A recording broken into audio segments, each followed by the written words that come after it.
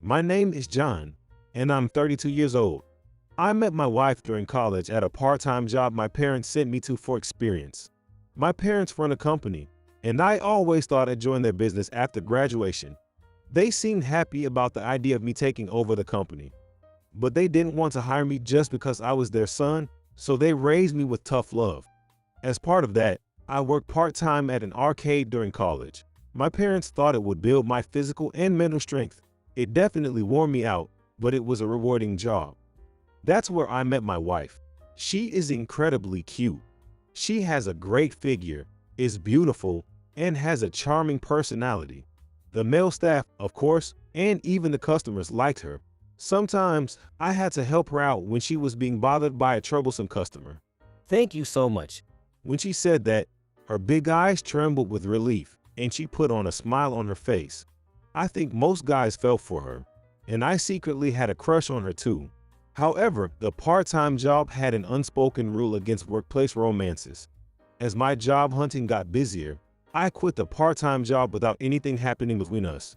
Then I successfully got a job at my parents' company, working there without revealing I was their son. A few years later, she coincidentally joined the company as a receptionist through mid-career recruitment.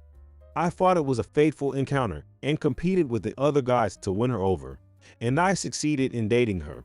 After dating for a little over a year, I proposed, and we got married.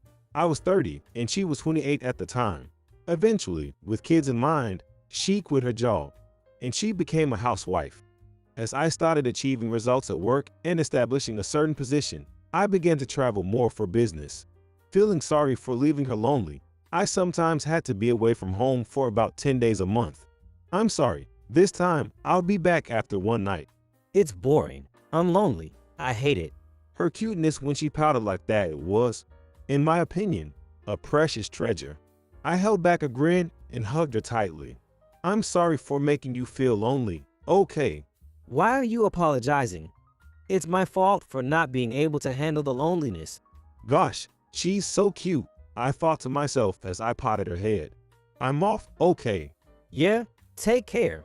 I left for my business trip, cherishing the forced smile she gave me, and on the way to the station, I would sometimes shed a tear.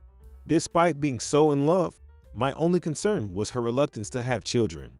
Even when the mood was right at night, she always made me use protection.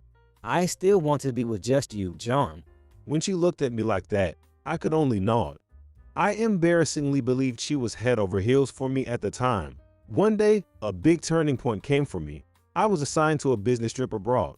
The duration was 1 year. I intended to take her with me, and naturally, I thought she would come along. So I was shocked and at a loss for words when she immediately said she wouldn't go. What? You're not coming with me? We'll be apart for a year. Because I'm scared to live anywhere other than the US. Sure, there will be differences, but I'm worried about safety too. I heard it's actually safer than the US. That's just a rumor, right? I don't want to go because you never know what might happen. I couldn't force her to go abroad against her will. If your job is that important, why don't we just get a divorce? You're always on business trips. I've been putting up with a lot, and now you want to drag me overseas. She glared at me with tears in her big eyes as she said that. Then she slowly broke down and started crying. I'm sorry. I'm really sorry. I get it. I won't force you.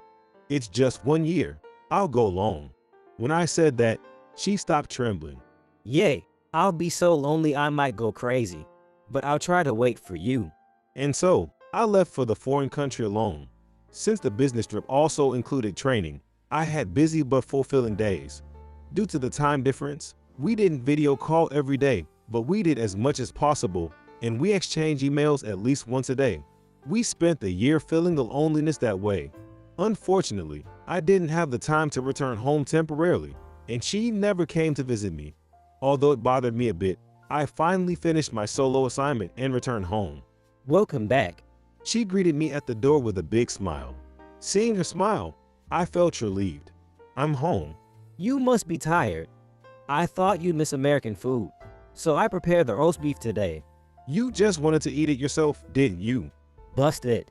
She laughed with a mischievous smile and touched her nose with her finger. At that moment, I felt something was off. I can't explain it well, but something was different. I felt a sense of unease as soon as I returned home. From that day on, I started paying attention to her words and actions.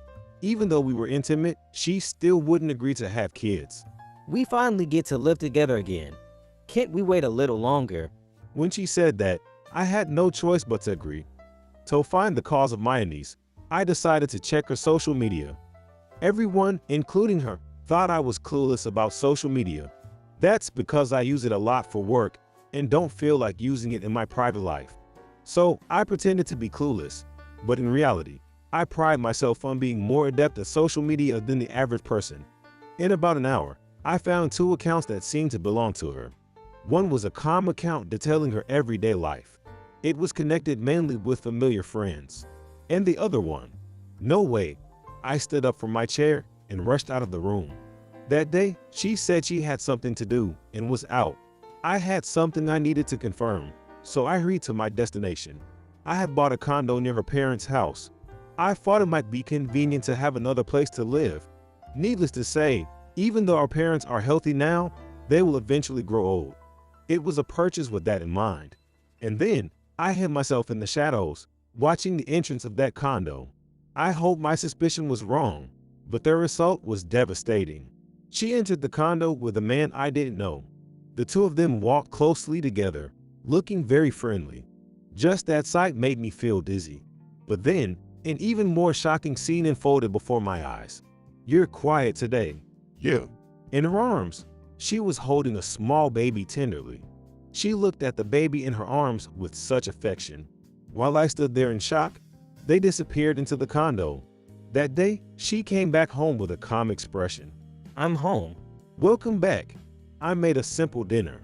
Really? I'm so happy. Thank you. She smiled brightly. Normally, I would find her adorable, but now I felt nothing but disgust. Had she been deceiving me all this time? My vision blurred for a moment, so I quickly turned away from her. John, "Sorry, it's nothing."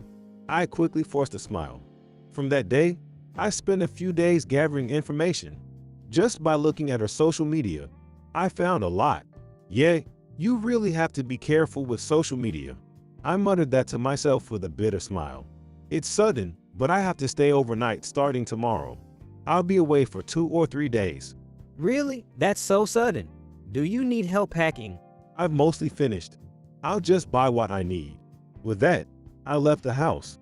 Now then, I immediately took out my phone and checked her social media. Tomorrow, I get to see Mike. My husband suddenly has a business trip. Yay. I let out a big sigh and mechanically took a screenshot of the screen. At first, I hoped it was some kind of mistake, but now I didn't have a shred of that feeling left. I just wanted to end it quickly. That was all. Well, I'm off. Take care. The next morning, I left the house, being seen off by my wife. Usually, this time would be a bit bittersweet, but today I felt a sense of liberation. I stopped by a cafe on the way to take a break and then headed to the battleground. By just watching her social media, I could predict her movements perfectly.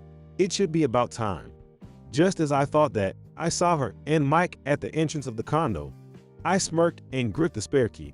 A few minutes later, her social media was updated. Having a home cafe with the family now. So happy. "Good for you. You're about to see hell, though." I slowly headed to the room where she was likely to be. And then I quietly unlocked the door and slipped into the room. I never thought the day would come when I'd sneak into a condo I bought in my own name. I could hear her cheerful voice from the living room. Our baby is so cute. Truly a treasure. Peeking in, I saw her happily holding the baby. At first glance, it looked like a happy scene. In a way, you could say I was the devil coming to destroy that happiness. I laughed bitterly and burst into the living room. "What are you doing?" She froze with a smile on her face, seeing me suddenly appear. I gently looked at the baby she was holding. "Wow, so cute. A girl, right? She looks just like you." But she doesn't look like me at all. Why is that?" I wiped the smile off my face. Her expression grew even more rigid. "So, is he the father? No wonder she doesn't look like me." I forced a smile again and turned to Mike. Hey, what's going on here? Didn't you say your husband's on a business trip? Yeah, John, You're supposed to be on a trip. Did you trick me? Not really. I never said it was for work. I just said overnight. I grinned, and her face turned bright red. Why are you grinning? Is it fun tricking me? You're the one who was tricking me. Who is this baby? The baby was innocent. I tried to ask as calmly and quietly as possible, not to scare her. This is my baby. Not mine. No. I see. So, who's the father? I raised my voice slightly. It's him, Mike. So, you were having an affair? No, it's not like that. Mike interrupted, trying to come between us. I didn't know she was married. His words were polite, but his irritation and arrogance were clear. I'm breaking up with her. What? What do you mean? Aren't you going to take responsibility for this baby? She was the one who was surprised. She clung to Mike desperately. I found it amusing and started laughing. Haha, Mike, that's not going to happen. Mike glared at me. You just said, didn't you say your husband's on a business trip? Those aren't the words of someone who didn't know she was married. I love Mike more than anything in the world. As long as I have him, I need nothing else. What? How? I recited a poem I saw on her social media. As expected, her face turned red and then pale, and she was flustered. It's amazing. She wrote all the evidence right here. She had 2 accounts, one followed by about 100 people. A harmless account. It was full of glittery posts, typical of her. And the other one was a problem. Dark wife is you, right? I recognized this room in the photos. The account named Dark Wife was filled with explicit posts about her affair, updated more frequently than her main account. Despite boasting about her affair, it was followed by about 30 people, which was strange. You're the worst for snooping on someone's social media. Then you should have locked it. I couldn't help but raise my voice. You just wanted to brag anonymously, didn't you? She fell silent. She bit her lip and looked down. But you wrote one lie here, didn't you? May I interrupt for a moment?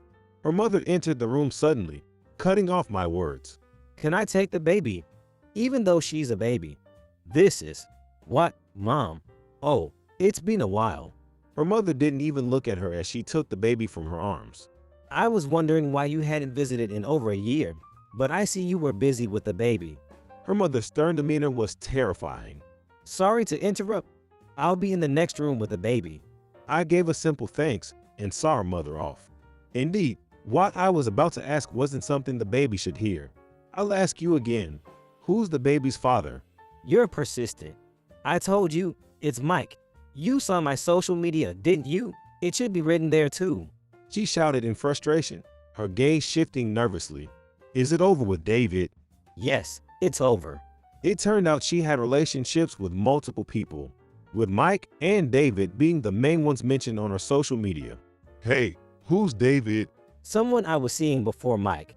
She hastily put on a smile and tried to cozy up to Mike. It was clear Mike was her main guy. Enough already. I know cheating was wrong, but you were always on business trips. You share some of the blame too. The baby's father is David, isn't it? No, it's not.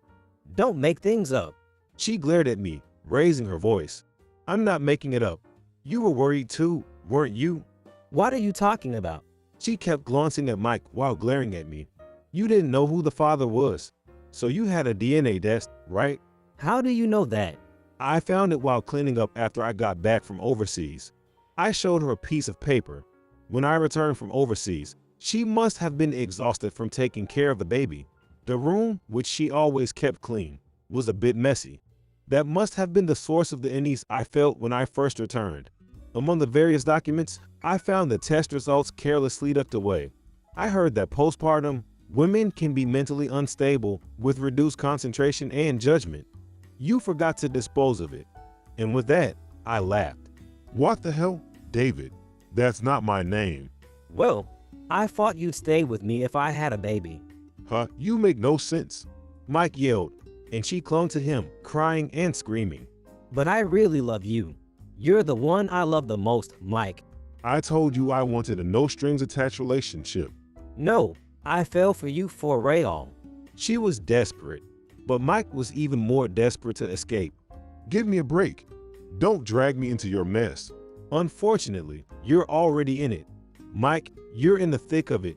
Whatever happens with her, I don't care. Just pay the alimony.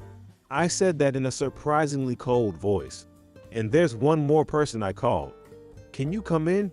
It wasn't just her mother I had brought. Please, come in. At my words, a person slowly entered the room. David.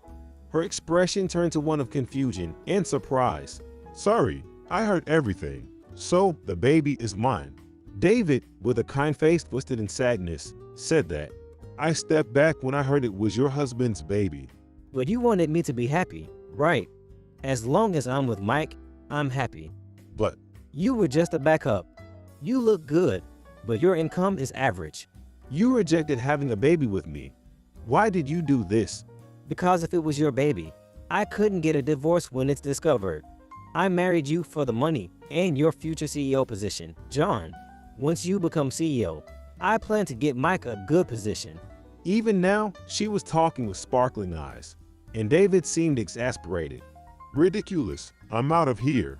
As long as the baby isn't mine, I'm not involved. Mike, wait. She tried to follow him, but he coldly brushed her off and walked back. This is all your fault for snooping on my social media and messing everything up. She glared at me, trembling with frustration. Now that it's come to this, you better make me happy. What? I wasn't the only one surprised by her words. David was also blinking in disbelief. Are you serious? Both you and I need to make amends to John. Why should I? Well, David, you do owe alimony. David, did you know she was married? Yes, I knew. David nodded firmly, though trembling. I didn't know at first, but she confessed to me, and I couldn't end it even then. That's on me. With that, David slowly sat on the floor with his head sunk. Of course, I'll pay the alimony. I'm truly sorry. How earnest? She laughed, thinking it no longer concerned her. Emily, we're getting a divorce. What? Why? Do I need to explain? Oh, because of the baby.